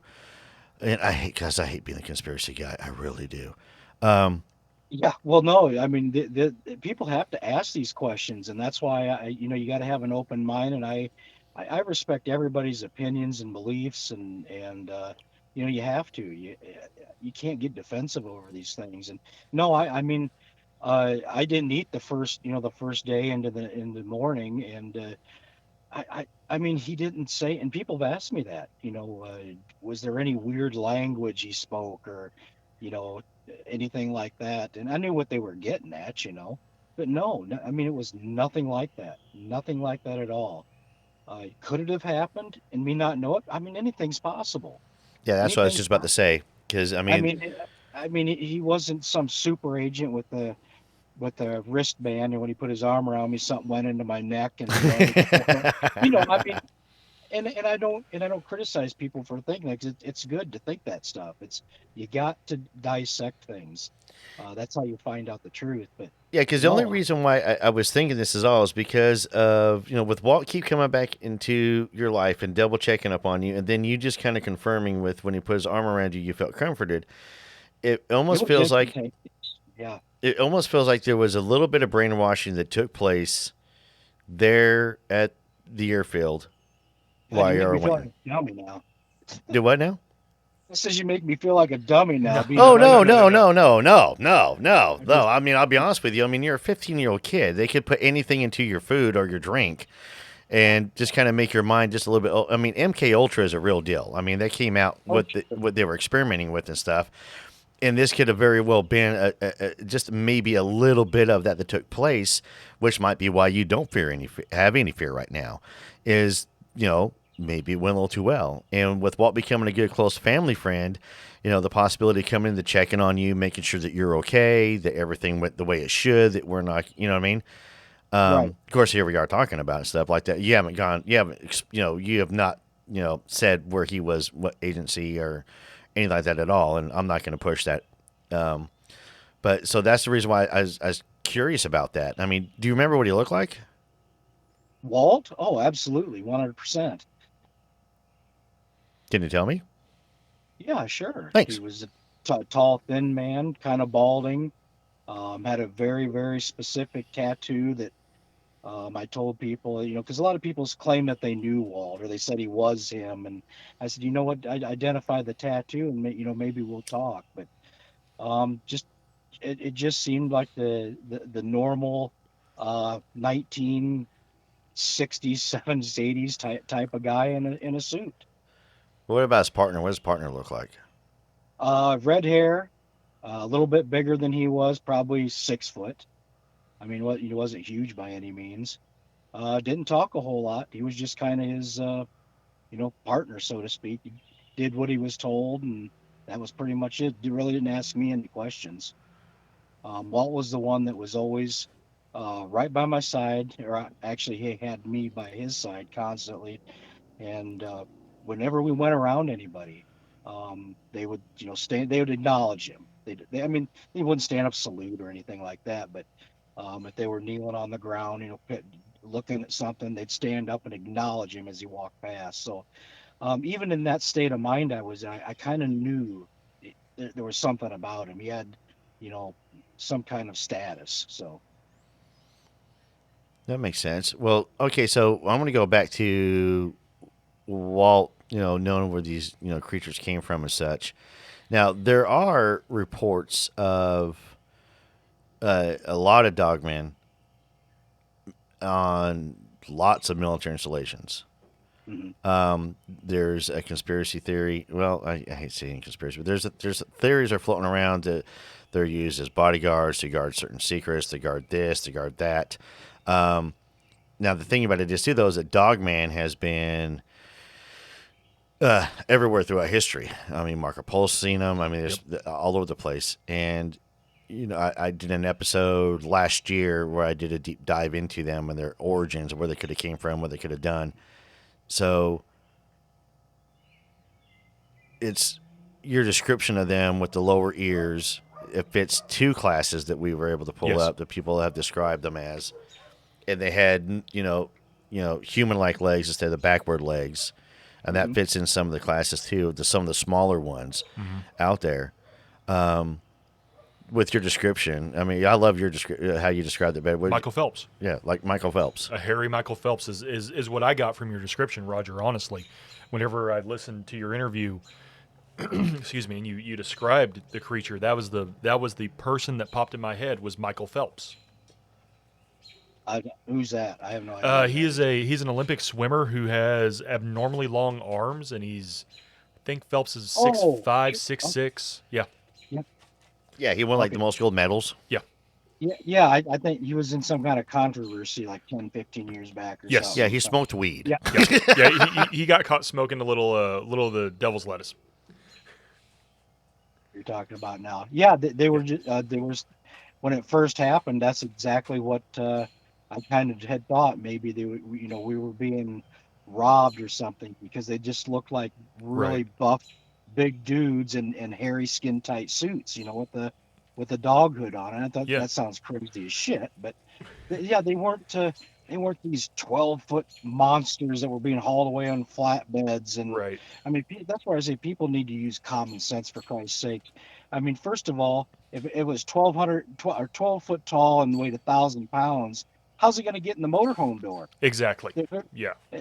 that's only what, I don't know, I mean, what, 6 foot or something? I don't know, I guess, Right. how tall a motorhome, but I mean, there's just no way. There's no way physically that thing could fit in there. I suppose it could stuff itself in, but then moving something that big in there, moving around, it's just impossible, man. Sure. Sure. Now, I've got a couple of questions about the creature itself. Sure. Did it have a smell to it, or could you notice a smell, or did everything No. happen too fast? No, well, if it did, I didn't smell anything. I've been asked that before, and people said, did it have a tail? And I didn't see a tail, and they were wanting to know, red eyes, glowing eyes, nothing like that. So, yeah, I mean, it didn't have, 8-inch fangs and 8-inch claws. I mean, nothing like that. Right. And this is an odd one that popped in my head a couple days ago. Could you make out any reproductive organs on it? No, I couldn't. Okay. I've been asked that before. Yeah. Okay.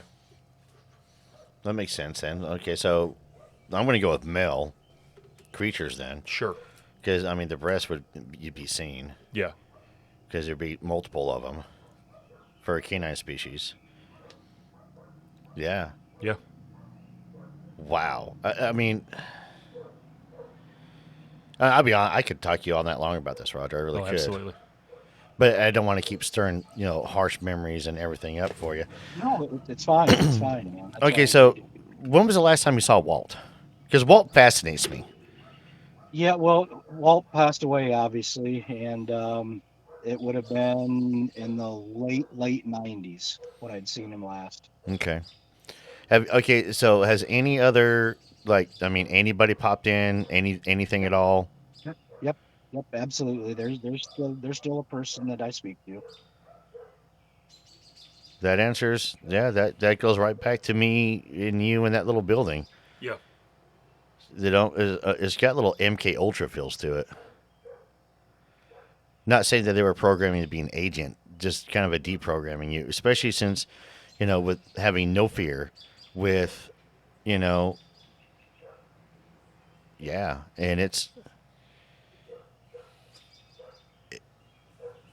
yeah, I mean, I'll be honest with you, I can't shoot any holes into this. No.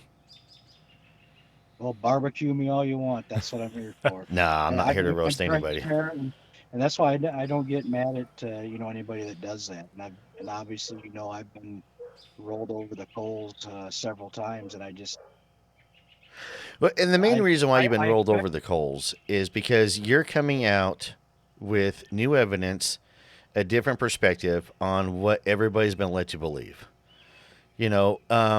When Sasquatch is finally revealed for what it truly is, it's going to have a lot of people angry and upset and say that they're wrong because it goes against their belief system. And a belief system into a event that people fully believe they know everything about is, yeah, it's going to shake it up. And, it's like we've been saying, you have to be open-minded to new evidence, new this, new that. That's how new species are discovered every single day. Oh, absolutely. And it is by people, like my favorite one right now is the new anaconda they just discovered that they thought was a crossbreed between two different anacondas. And it was one scientist that went, no, there's something different, and ran a blood test on it and went, no, that doesn't match either one of those. This is a whole different species. And they've been seeing this creature forever. Well, yeah, look at the deep sea creatures. I mean, we don't even know what half is down there probably, and it's like you say, they're discovering stuff. It's almost on a weekly basis. It seems like these super creatures that live underneath. What is it?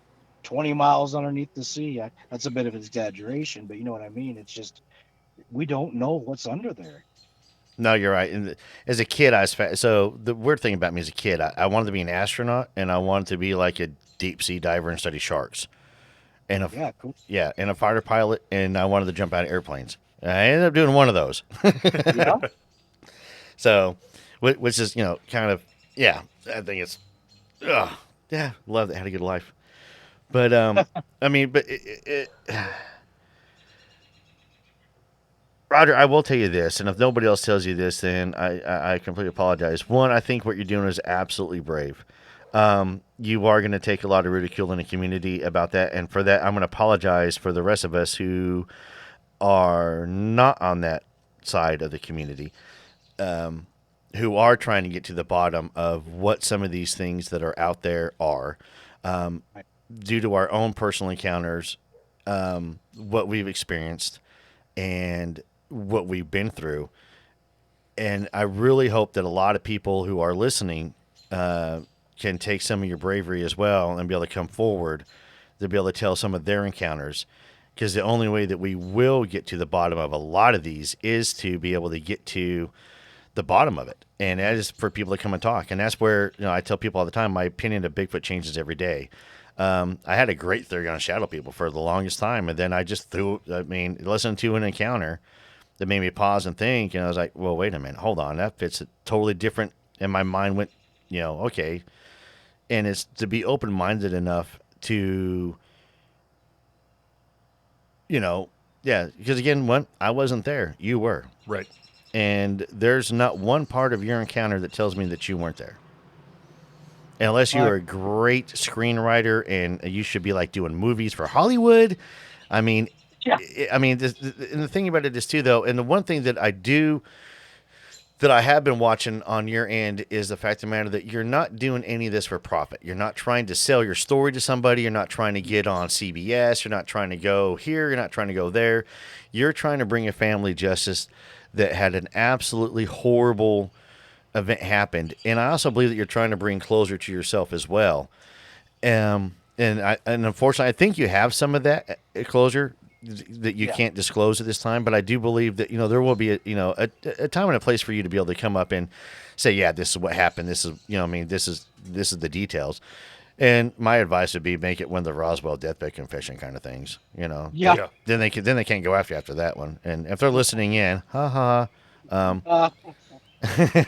no, I've never been one to ridicule people for thinking different, and and like you say, the other side of the community that thinks that it didn't happen. Well, that's fine, and again, I'm not going to try to prove it did happen, but people listening, just please do your research and don't listen to some of these crazy podcasts. I mean, if it sounds too good to be true, hey. well, not yours, of course, you know what I'm saying, but it's just nope, it didn't happen. He's lying, he's wrong, he's no good SOB. And see, I'm not like that.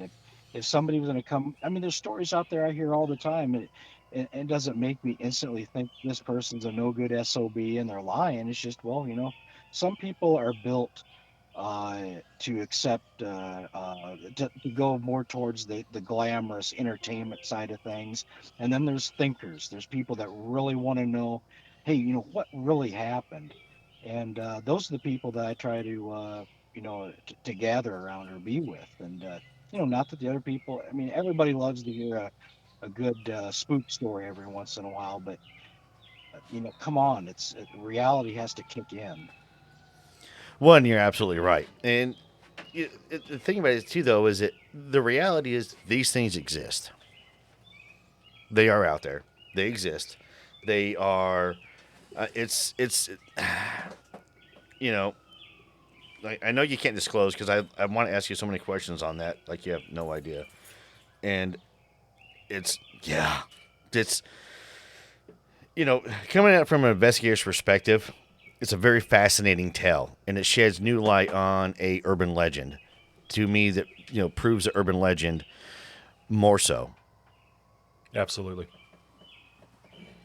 Yeah, and to back up a little bit on the, not trying to get profit or anything out of it, and I never have. The only time that we tried to get this documentary going, and as you know, things just it went south in a bad way because there was what is it? Too many Indians, not enough chiefs. I get, like they say, and people were backstabbing each other, and we were Martin Nunley and I were simply trying to raise money for the Hendersons and give it to the Hendersons, but then evil minds got turning, and it completely made me look like the bad guy, and it was something I would never do. And that's kind of what spoiled everything for that documentary. And of course, I've been, contacted like, if you don't want me to say the names of them, that's fine, but you erase it out, I guess. But Small Town Monsters, they wanted to contact me. And they did that thing, what, a couple of years ago or a year ago, I guess, about the LBL, kind of a little documentary, and they were supposed to interview me. Well, it was like a 3-minute thing on the phone, and because I wouldn't tell them what they wanted to know, it was pretty much, okay, thanks, bye. I'm not like that, I'm not going to give you information, uh, you know, f- for your profit or everybody else's profit. That's not how it works. No, you're right. And with on the documentary side of the house, I've got. I just recently did. Last month, I did a live show. Cryptids of the Corn Crew from Ohio came down here. We did a live show together, which was a lot of fun. It was really neat, especially being you know, in the community that I'm in, and we pick and choose a lot on the show, and my team does. And again, I'm truly blessed to have the team around us. And now with Cryptids of Corn, we ended up becoming friends with Chumming with the Spirits, and they're wanting to film a lot of documentaries and stuff. Obviously, I mean, the goal eventually when you do the documentaries is to have a profit, but at the same time, too, though, you want to be able to, my thing is on the documentaries, like I said before, is if I go and find stuff, I find stuff. If I don't, I don't. And I fully expected when I went to the Crescent Hotel, honestly, not to see anything. And, well, I did. And, I've been more times in the woods without any encounters than I have in the woods with encounters.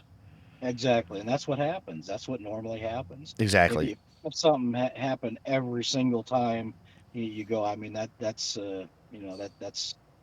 really good luck or odd. I don't know. Yeah, and I'll talk to you about something after we get done recordings. I definitely don't want to put it on the air. Sure. So, but do you have anything else you want to add? Is there anything else I mean, No, not really. You've been great people, and I just thank you for giving me the time to and ask whatever questions you want. I mean, if it has to do with Walt or the program or whatever, and if I don't feel comfortable, I just won't answer it. I mean, not to be rude. no, okay. So, what Um, program was Walt in? I got to know. What? Yeah, what's that? What program was Walt in? What? Yeah, I have to know. Well, there wasn't a specific name, but a lot of people say, think this was a government agency, and it wasn't. Uh, the government, this is going to be hard for people to comprehend, but I'm sure they can get it. The government basically was just the check signer, so to speak. They had no control over this hybrid program, none. They couldn't say, hey, you use them for this or you use them for that. It was just basically taxpayer dollars, unfortunately, uh, going to Wall's program for these particular creatures. And these hybrids weren't made for bad; they were made to protect the public. And and I don't know if you've listened to any of my videos or not, but um, back when we had some problems here politically a few years back, and things were coming unglued. The protesters burning down the cities and hurting people. That was the first time in history these things would have. I mean, it was so close for these things to be used to take care of the problem. And I was kind of worried. Like I said, nothing scares me or anything like that, but I was worried because I know what these things can do. But they're not out in our national parks. They're not being let loose to cause carnage on law-abiding citizens. Um, and that's why it's hard for me to, and there again, this is going to contradict me, but I can't wrap my head around that these creatures that they're supposed to be like with these dogmen. I mean, there's just not enough out there to support these things, and they say they're man-eating killers. Where's the body count? There just isn't any, unfortunately. Well, and that was the argument that I had about the disease. I mean, I think that most of the encounters when these creatures have with us is get pretty much, the gorillas do this bluff charge, Sasquatch does bluff charges. Ooh, look at me, I'm just scare you away. Yeah, Reptile world, you have the rattlesnake's gonna rattle. You're gonna have, the hognose is gonna flatten itself on out. You're gonna have the cobra's gonna raise up and say, hey, back off. Yeah, they're gonna give a warning. generally, and it's just us as people who sometimes are, too prideful. They're like, oh, I can handle that snake, or I can handle that Dogman, or I can handle Sasquatch, who end up on the wrong side of history when it comes to that. Right. Which I thought that was a pretty good analogy. But Yeah. see, I got to pat myself on the back on that one. You can. Thank you very much. But no, it's so when it comes to the program and everything, one, doesn't surprise me at all. I do know that there's a lot of government checks, a lot of government funding that does go to the civilian sector, and that's how they're able to say, no, that's not us, when it is, but it isn't. And I Right. could go into UAPs on that one. I could go into recovered craft on that one. I could go into, because again, it's like a conspiracy guy. It's just too much evidence and too many accounts of this stuff happening for not to have some validation. Toilet seats don't Right. cost $20,000. That's right. Yeah, hammer's Yeah. not going to cost you $500. You know, And that happens. People think that that's a falsity, but it's true. I mean, the toilet seats and the hammers that you're talking about, it's absolutely true, man. oh, it is. And there's, I'm gonna, I definitely don't talk politics on the show, but yeah, we could do a whole nother episode on that one. But you're right, and I'm hoping that some of the people will wake up, and I do think that a lot of the cover up that takes place when it comes to some of these creatures, these encounters and such, is because the fact of the matter is going to hurt a lot of industry that a lot of people don't realize and pay attention to on how badly it can hurt the industry. Right. So, but I have kept you. Oh my God, I could talk to Roger. I could talk to you all night long. Of course, we're gonna keep talking even after we get done recording because I think you're a great guy and you're just super nice. And from our first phone call and everything, I mean, yeah. And I do apologize for last night. I really, really, really, really, No. really do. No, I've just had like I said, other podcasters they'll set up a time or whatever, then they just don't call or because they already got the information they wanted out of me, and see ya.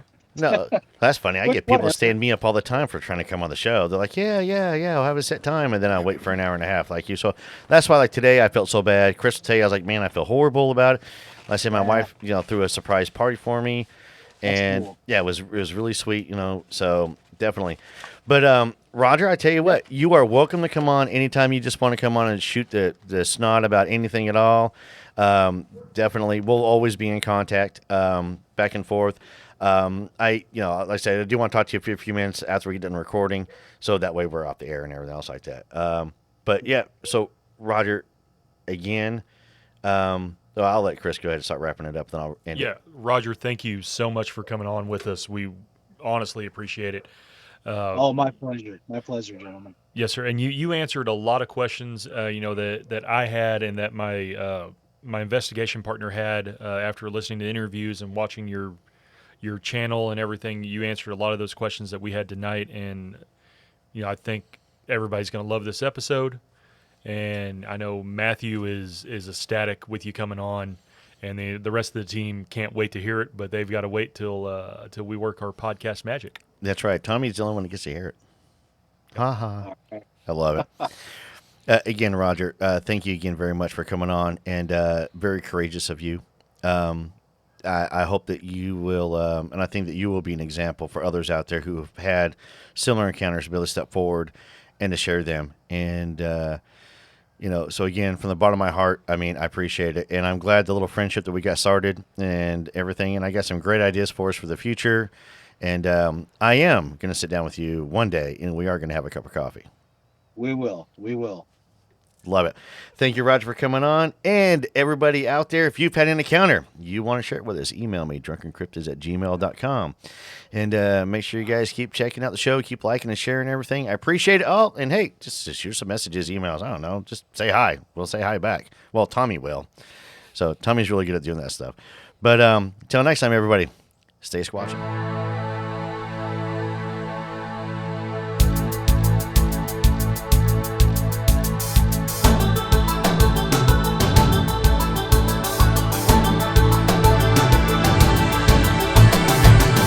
It's peaceful.